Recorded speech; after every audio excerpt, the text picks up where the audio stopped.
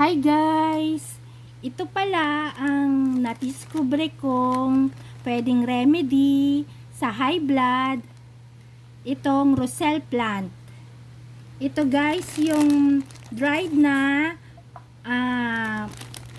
halaman, dried Roselle plant na halaman. Masarap ito guys, kainin nyo lang sa mga may high blood. Maganda itong remedy.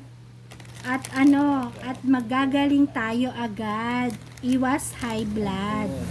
Mga iwas high blood din guys. Ito guys ito ang kanyang itsura.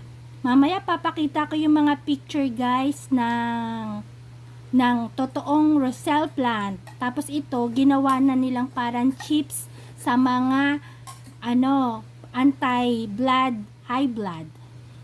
Yan lang guys, ito natutunan ko at ginagamit ko guys. Salamat. Ay, teka lang guys, ito pala yung box niya. Dito ako bumibili. 150 NT lang to guys. Ito ito guys, ang sarap. Masarap siya guys, maasim na matamis. Ito Thank you sa lahat ng mga nanonood. Bye-bye.